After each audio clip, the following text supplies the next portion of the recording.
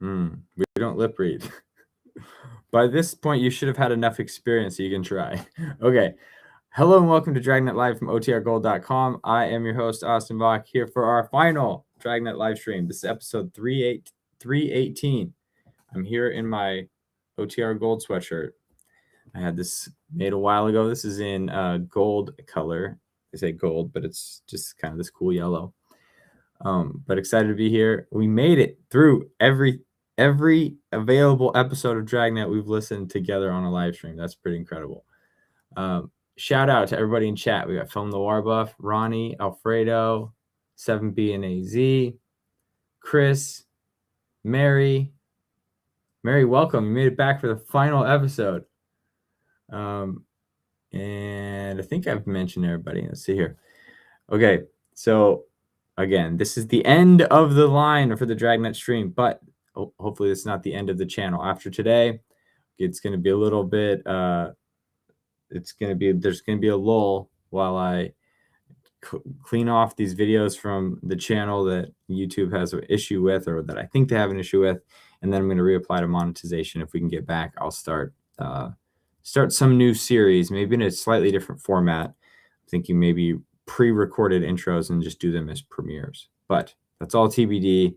The important thing is many of you have stuck with me this entire time.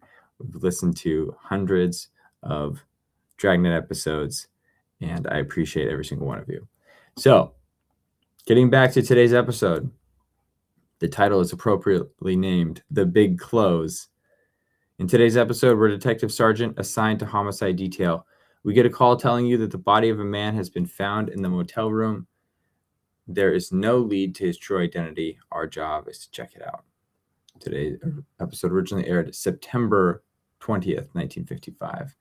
And we're going to do one quick check on Wikipedia to see if this is if this is all of them. Like, is this actually the last one? Because that makes... So 1955 was this episode. According to Wikipedia, the series went through 1957, but I know there's lots of reruns at the end. So let's see how many... Let's see what we got here. I'm going to go to 19. I'm going to go to, checking real quick here, 1956, 1955. Yeah, so after 318, they just started doing reruns. They went back to like episode 180 or 170, and then went sequentially again back up to 240. So this is, in fact, the last Dragnet episode made, and then they made reruns, or they did re-releases. I don't actually know if they were reruns because, recording equipment was, maybe they played it off a tape, or if they just reused the scripts. If anybody is a old-time radio historian, you gotta let me know. Let's see here. So I'm so sad. This is the last one. I know I haven't been here for a while. 7 a.m. is a little hard. It's hard for me too, but it's a brief pause. That's what I'm hoping here. So it's not the end. We'll do something again. Okay. Awesome. Well, with that, let me share my screen and listen to episode 318. While I'm pulling that up, what do people got going on this week? And the weekend. Tell me all about it. Dragnet. Ep318. The Big Close. Okay. Let's see here. Here we go.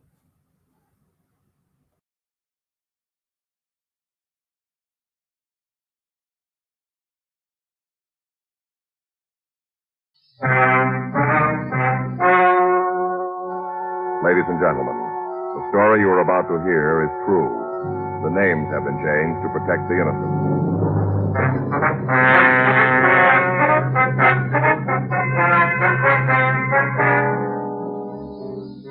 You're a detective sergeant. You're assigned to homicide detail. You get a call telling you that the body of a man has been found in the motel room. There's no lead to his true identity. Your job? Check it out.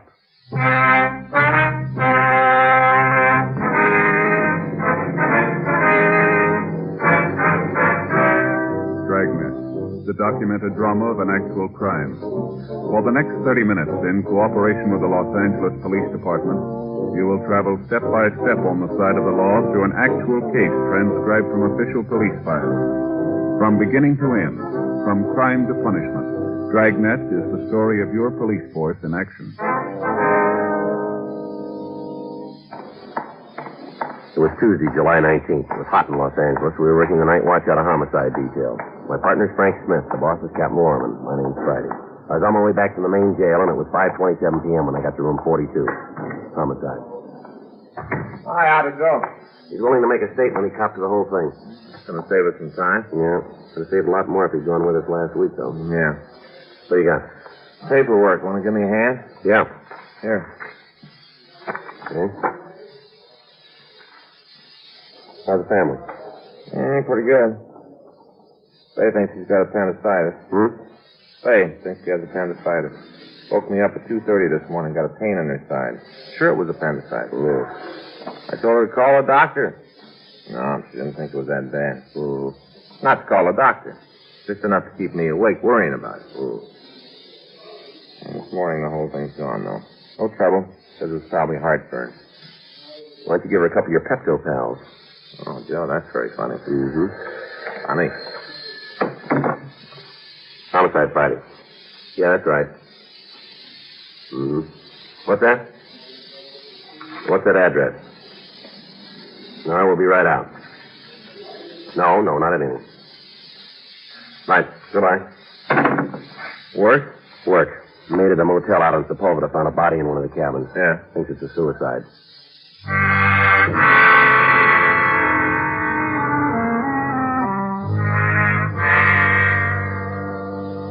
Frank and I left the office and drove out to the address. It was a modern motel set back from the highway. There were 14 cabins surrounding a swimming pool on the lot. We met with the woman who'd placed the call and the owner of the place. Right over there, number 8. Anything been touched in the room? No, sir. As soon as I saw him, I knew what had happened. I locked the door and called you. I see. What's his name? Registered as Tom Rusthead in Phoenix.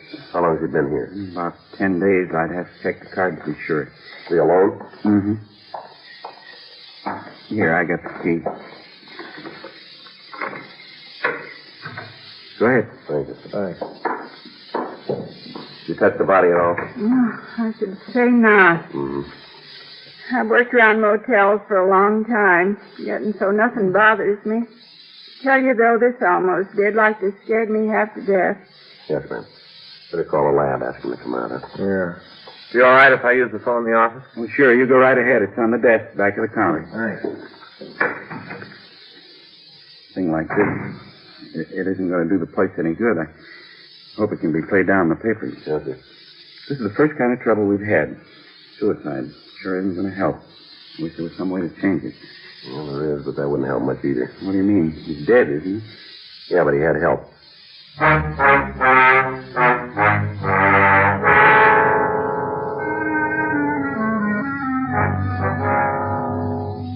6:03 p.m. The crew from the crime lab arrived and started their investigation. Apparently, the victim had been killed with a small caliber gun. However, a search of the room failed to turn it up. The coroner's office was notified. They came out to check the body and go through his effects. 6:18 p.m. Frank and I talked with the motel owner in his cabin. Now, here's the registration card. You can see there where he signed it. Was he driving a car, do you know? Oh, I never saw one. How'd he get here? You mean when he checked in? Yeah. By cab. Did he tell you why he was in town? No, he never mentioned it. Did he work? I don't know. When he checked in, did he say how long he'd be staying? No, he said it might be a week, 10 days. How about visitors? Do you have any? I didn't see him. What about phone calls? Yeah, he made some. Do you have a record of them? No, usually we do. All the calls go through the board, but he used the phone booth outside. I see. A couple times I was out by the pool at night, you know. Sure. I'd be out there and I'd see him in the booth. A couple of times he talked for quite a while. But you haven't got any idea who he was calling? No. Dime called, though. What's that? Cost him a dime. I heard the bell ring when he dropped the money. Well, they all do. You get any mail? No. He paid for his room in advance? Yeah, the first time he gave me the money for a week. And just a few days ago he paid for another week. How'd he pay it? What do you mean? Well, by check or cash? Oh, cash. What size bill, do you remember? I never saw him use anything smaller than a 50. Mm-hmm. Sure seemed to have a lot of them. Guess maybe a couple $1,000. Did he always carry that kind of money with him? Well, I wouldn't know about that. Hmm. I guess he must have kept something smaller, though. Isn't everybody can change a 50? Not everybody. You gonna let his people know? What's that? Well, he must have some people over in Phoenix. They should know about him being dead. Yeah. Sure don't feel it's my place to tell him. No, sir, we'll take care of it. Okay. It's gonna be a shock to him. A guy his age. Probably got a wife and family. Not gonna do him any good. No, it works both ways, doesn't it? Hmm? Didn't do much for him.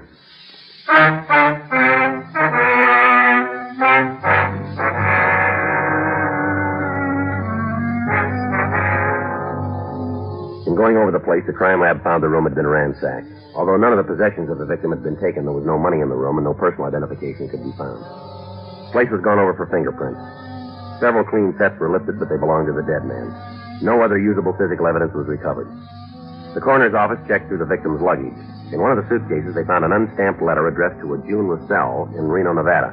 Its contents explained that the victim expected to be in that city at the end of the month. There was no way of establishing a relationship between the two people. The coroner sealed the motel room, and Frank and I returned to the office. We sent a radiogram to the authorities in Phoenix asking for all information on Tom Rustad. The following morning, Wednesday, June 20th, we got their answer. Here it is, Joe. Phoenix? Yeah, take a look. Yeah, boy. Don't make it rougher. Yeah. I never heard of him.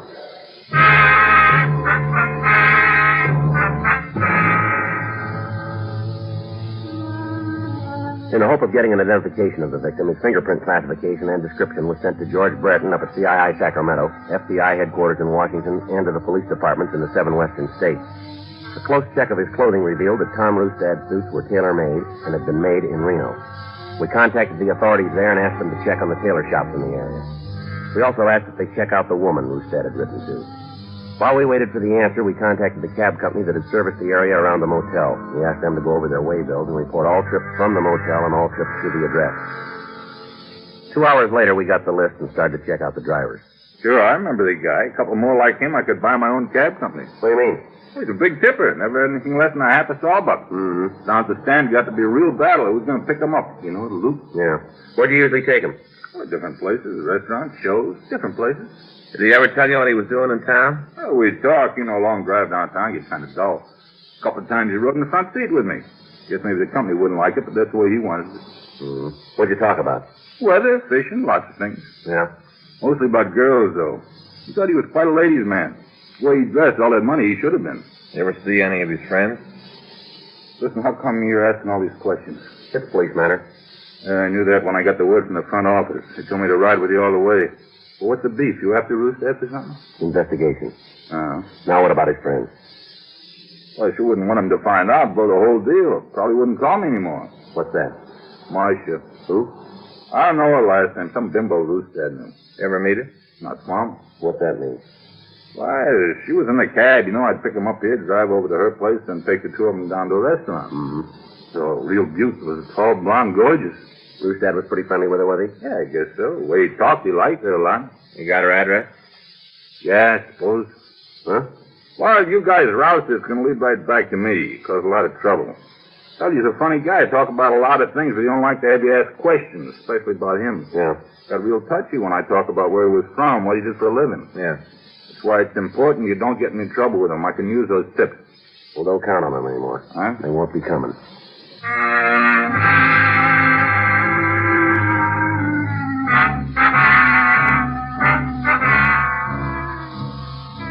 We got the address of the woman the driver knew as Marcia. We called the office to check on the wires we'd sent. There's been no answer to any of them. 1:30 p.m., we drove over to see the woman. The place was a new apartment building on Wilshire Boulevard. On the mailbox, we found the name Marcia Lovequist and the information that she occupied apartment 14.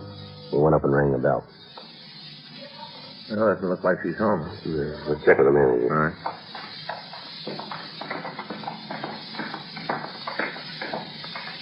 Sure pretty cool, isn't it, Joe? Yeah. You ought to get a place out here. It'd be great for you. It would, huh? Sure. Nice apartment, pool, get some sun. Yeah, I got a lot of time for that. Well, once in a while. It wouldn't cost so much. Mm-hmm. Be nice. Me and Faith come over and see you and bring the kids. You bet. Well, you wouldn't want to be a hog about the pool, would you? Not me, Frank. You feel that way, just forget the whole thing. That's what I was planning. You just forget it. Here's the manager. Can I help you?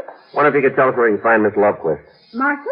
Yes, that's right. Oh, saw her a few minutes ago. Oh, yes, there she is over by the pool. See, with the straw hat. Oh, yeah. Thanks very much. Sure. Thank you, ma'am. Miss Lovequist, Yes? the police officers like to ask you a few questions. Policeman? I don't know what I could tell you, but go ahead. Sorry if we sit down. Sure. Pull up a couple of stools. Thank you. Thank you. I'll get him. Thank you. This is Frank Smith. My name's Friday. How do you do? That's fine. Now, what do you want to see me about? You know a man named Roosted? Yeah, why? Looking, tell us about him. In trouble? No, we're just checking. Oh. Oh, what do you want to know? You know where he's from? Me at hometown? That's right. Someplace up north. I don't think he ever said. How'd you happen to meet him? Cocktail party, hotel downtown. There was a convention. My agent got me a job as a hostess. I'm a model. Do some work in TV. I get a little luck, you take what you can get. Yeah. And Tom was there, and we got to talking. Went out to dinner. Quite a bit after that. Did he tell you what he did for a living? No, I don't think so. Salesman, I think. Talked like one. What about this convention? Do you know what it was for? Oh, dentist. But he didn't have anything to do with that. He was just there. Oh. Told me he was sitting at the bar, and one of the guys asked him to come up and have a couple of drinks. That's all. He wasn't a dentist, though. I see. Do you have any friends here in town, would you know? Yeah, I don't. Listen, why don't you ask him? He'd go along with you. Nice guy. He'd be able to answer these questions a lot better than me. Well, we're checking everybody who knew him. Oh, I see. Oh, nice guy. Had a lot of fun. When did you see him last, miss? Stayed for yesterday. We had dinner, took a drive. He came by for a nightcap, and then he called a cab and went home. Did you hear from him yesterday? No, didn't really expect to. Why? Well, you see, we had kind of a fight. Nothing serious. I didn't figure I'd hear from him until maybe today, you know. So we both got over the mad. Can you tell us what the argument was about? Well, all the same to you, I'd rather not. It was pretty important that we know. Well, I guess it can't do any harm. He was just getting too serious, that's all. Yeah? Too serious. Told him I had to go out of town on a modeling job. Santa Barbara be gone a couple of days, and he got real mad. Said he didn't want me running around like that anymore. Real possessive. I told him he didn't have any right to tell me what to do, that we weren't married, you know? Yeah. Well, from there it got loud. Him telling me I wasn't going to Santa Barbara, and me saying he couldn't stop me. He finally called the cab and went home. What time was that? Oh, I guess about 3:30. Might have been 4, no later. All right, thank you very much. If you should think of anything else, we'd appreciate a call. Sure.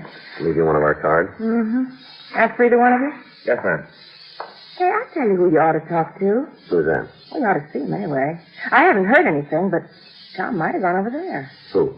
This photographer I was going to Santa Barbara with. Tom might have gone over to see him. Can you give us his address? Yeah, I've got it upstairs. Did Roostad know this photographer? Well, I'd never met. He knew about him, though. Yeah. That's why I might be able to tell you something. No? Well, Tom thought there was something between us, this other fella and me. Of course, I told him it was silly. It didn't make any difference, though. Real jealous, possessive. Said him and the other fellow were going to tangle someday. I hope not. Why? I know the other guy. Yeah. He'd kill Tom.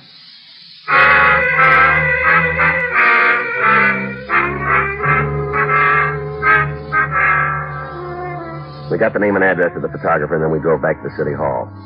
We made a check through R&I, but we found no record on him. 3:06 p.m. Well, looks like we might have a lead. Yeah, I hope it turns out, don't you? Homicide, Friday. Yeah. Yeah, Jack. No, we've been waiting for it. Can you give it to me over the phone? We'll pick up the copy later. Okay, go ahead. What? How do you spell that? Rossfelle. Yeah. All right. As soon as it comes in. Yeah, we'd appreciate a call on it. Right. Okay. Jack Ricketts down in communications. Yeah? Got a teletype from Reno. About Roostad? Yeah, they got a record on him. Real name's Thomas Roselle. That's the name on the letter. Yeah, they ran it down. Well, they got him. Been arrested for bunco, grand theft, money, forgery. Haven't been able to make any of them stick. From what they say, a couple of months ago, he went into a new line. They figure that's what he's fixing now. What's that? Narcotics. What about this Roselle woman? She your sister? No, his wife. Huh? Married, got 3 kids. Her up there and this Marshall woman here, and he's playing a real line. Yeah. They come up with anything more? Possible motive, maybe. Yeah. When Roselle left town, they got a rumble he was coming down here on business. Had 12 ounces of heroin to peddle.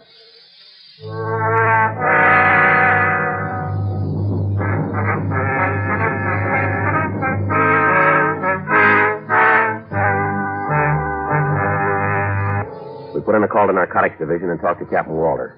He told us they didn't have anything on Roselle, but they'd heard about a new supply of high-grade heroin being moved into town. We told him what we'd found, and then we drove out to talk to the photographer the victim's girlfriend had mentioned. Oh, I'm sorry, fellas. I haven't got any idea what you're talking about. Have you seen Tom Rustad or Roselle? Sure, I didn't say I hadn't. But I didn't have anything to do with killing him. How'd you know he was dead? It's all over the afternoon papers. Don't you boys read your own publicity? When did you see him? Rooster? Yeah. Night before last. Monday? Yeah, I guess so. Really Tuesday morning. What time? Oh, about 4:15. Yeah, that's it. It was 4:15, I remember, because he woke me up. I looked at the clock. What do you want? Oh, he had some wild idea there was something going between me and Marcia. Was there? Well, I don't see if there's any of your business, but it doesn't matter to me, so I'll tell you. No, there wasn't. Mm-hmm. She's a model. I'm a photographer. She worked for me. I paid her $25 an hour. That's all it was. Yeah. I ain't going to tell you it wouldn't have been nice, but it just didn't happen. I don't believe in romance around the office. Doesn't do anything but cause trouble. Yeah. What happened when Rustad came in? Oh, made a lot of accusations. I told him they weren't true. Said he had a filthy mind. Told him to get out. Did he go? No, I tried a little muscle. I belted him a couple of times, and that ended it. Mm-hmm. Poured him a drink to show him there weren't any hard feelings. A couple more. Yeah. Kicked it around a while, and then he left. What'd you talk about? Look, am I a suspect? Is that way on my back? We're talking to everybody who knew him. Well, you can cross my name off the list. I belted him, that's all. I didn't shoot him. All right. Did he call a cab from here when he left? No, I was going to, and then he decided to walk. Did you see him leave? Certainly, I locked the door after. No. Watched him walk outside from the window there. Must have changed his mind about the cab, though. What? Cab. Must have changed his mind. I thought you said he didn't take one. I said he didn't call one. A cruiser picked him up. They drove off. You didn't get the number of the cab, did you? Look, a guy woke me up at 4 o'clock in the morning. Came in here, wanted to start a beef. I finally got rid of him. I'm a 9 to 6 boy. I haven't got time to stand around windows and get cab numbers for you cops. I went back to sleep. All right, Nestler, anything comes up, give us a call, will you? Yeah, sure. Take this card, will you? Oh, look, I'm sorry if I sounded off. Just that I don't want to get mixed up in it. You can understand that, can't you? Sure. No hard feelings, eh? No. I'll be honest with you. I didn't like Rustad. I didn't like him an inch, but I didn't hate him. Not enough to kill him. Somebody did.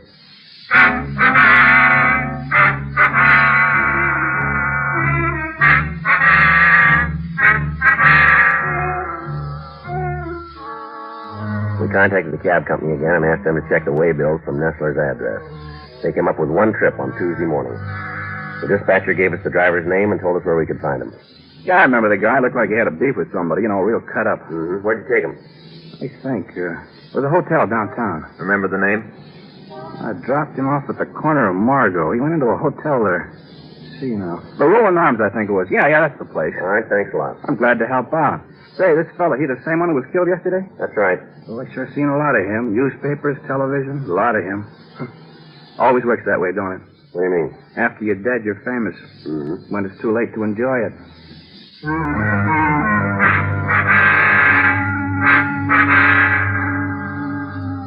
Frank and I drove down to the Roland Arms Hotel. We talked with a clerk who had been on duty Tuesday morning. He remembered a man answering the victim's description and told us he'd inquired about a guest named Wallace Alney. Because of Rustad's insistence, the clerk had put through a call to Alney, and the guest said to let the victim come upstairs. He went on to say that about 30 minutes later, both men had left the hotel together. 9:40 p.m., we went up to Wallace Alney's room. Here it is, John. Yeah, it's bad. Yeah? Wallace Alney? That's right. Police officers, like to talk to you. Sure, come on in. Miss Frank Smith, my name's Friday. Hi. That's all right. Like a drink? I'm just going to fix myself one. No, thanks. Always like a drink before dinner. Sharpens up the old appetite. Yeah. Mind if we look around? No, go ahead. You looking for anything special? I might be able to help. No, it's all right. All right, check the closet. Well, maybe you better tell me what this is all about, huh? You know a man named Tom Rustad, or Roselle? Why? Do you know him? Yeah, I met him. Room's clean, Joe. I don't know about the closet. Now, what about Rooster? When did you see him last? I don't know, a few days ago. Want to pin it down for us? Monday. Yeah, Monday. That's the last time you saw him. Yeah, we had a couple of drinks in the bar at the corner. I haven't seen him since. We got two people who say you did. All right. Yeah. Well, I'm going to talk to them. Leave me alone. You ever been arrested? Why? Have you? Yeah. What be? I don't think I'm going to answer that. You don't have to. We'll find out. Narco, Where you from? all around. Name of city. Frisco, Vegas, KC, all around. How about Reno? Yeah, I've been through. Is that where you met Ruth's dad? Look, what do you guys ask? You got the answer to that. Why not save some time? I got a lot of time. So have we. Well, let's be honest with each other, huh? Go ahead. Why don't you guys lay out what you got, and I'll tell you how close you are. That'd be kind of silly, wouldn't it? Why? Like playing checkers with yourself. Nothing I can do then. How about the closet? Look, you make a pinch, I got no choice. If you're wrong, I'll own City Hall. I don't think we are. And be my guest. All right, you're under arrest. Charge? Suspicion of murder. I'll take the closet. Save you the trouble. I killed him.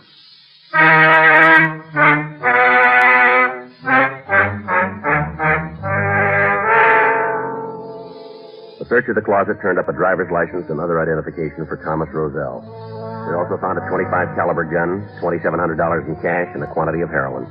The suspect was taken to City Hall for questioning. We ran his name through R&I and found that he had several arrests in the state of California for violation of the State Narcotics Act.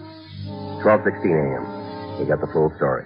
We were in business up north. Reno? Yeah, we made a lucky buy. Came down here to sell it. I gave him some connections where he could dump it. Go ahead. Been down here a couple of days. He sent a wire telling me the merchandise wasn't moving. I knew it was a lie. Right away I knew it. Good stuff like that, it had to be a market. And I got the word. What do you mean? Well, a friend of mine, he called, told me about Tom and this Marcia doll, how they were running around. Yeah. This guy told me Tom was going great with the 8, said he dropped about $7,000 of it already. Sure, as soon as I heard that, I got on my horse, made it down here. What happened? Couldn't find out where he was staying, didn't have a trace. What about the motel? Well, I didn't know about that. As far as I knew, he was supposed to be here, and that's the way we arranged it. Yeah. I sent out word I wanted to see him for him to get in touch right away. He did. Tried to give me the same line about how he couldn't sell. There wasn't a market for it. I told him we'd better call the whole deal off. Just give me the stuff back, we call the whole deal off. Yeah. Took some talk, and then we headed for his place. That's the motel. Yeah, How'd you get there? my car. What happened then? Oh, when I saw how much he had left, I told him he was lying. I called him a dirty thief, and we had a fight. I shot him. All right, you willing to give us a statement? Sure, why not? I'll get some notice. All right. His wife know yet? I guess so. That's too bad. I know her. She's a real nice kid. She's really in love with that Tom. Guess she took it pretty hard. I wouldn't know. Oh, knowing her, she would. Nice kid like that, and he's running around with another broad. Boy, he was a real bum. The way she loved him and doing a thing like that to her. Why don't you take another look? What? What'd you do to her?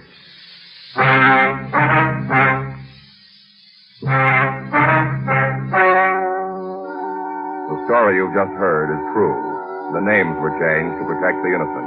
On November 19th, trial was held in Department 99, Superior Court of the State of California, in and for the County of Los Angeles. In a moment, the results of that trial.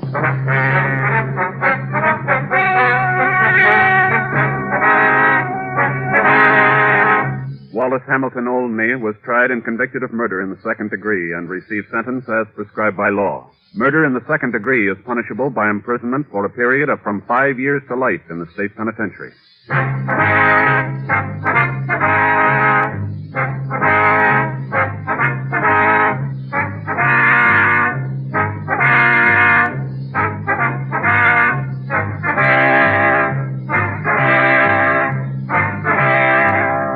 You have just heard Dragnet, a series of authentic cases from official files. Technical advice comes from the Office of Chief of Police W.H. Parker, Los Angeles Police Department. Technical advisors, Captain Jack Donahoe, Sergeant Marty Wynn, Sergeant Vance Frazier. Heard tonight were Ben Alexander, Dick Perrin, Helen Cleve, Lillian Bayev, Stacey Harris. Script by John Robinson. Music by Walter Schumann. Hal Gibney speaking. Watch an entirely different Dragnet case history each week on your local NBC television station. Please check your newspapers for the day and time.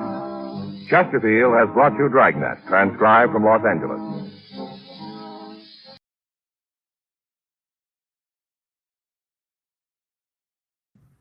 Right, I hope you guys enjoyed that episode, that final episode. Sorry for the background noise there. Thank you, Alfred, for telling me about this book. So I asked that question because I had it here sitting on my desk. This is I bought this one at a thrift store. Let's turn this off for a second. Oh, there it is. I was holding it in front of my face. So I bought this at a thrift store a long time ago.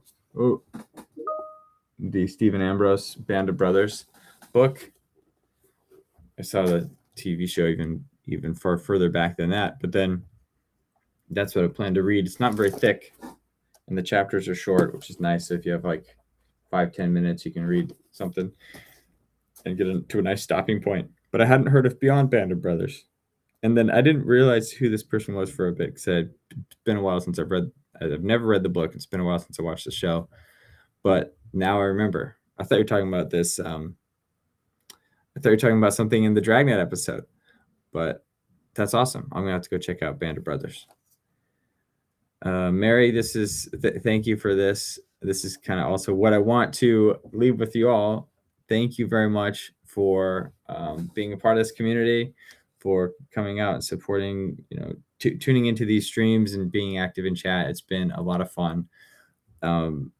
Until we stream again, hopefully this isn't the end. Fingers crossed. That's not the intent. We're going to go and try and get remonetized and get into some new rhythm, but it may be some time before that happens. So until we meet again, be safe, be good, be happy. Ciao.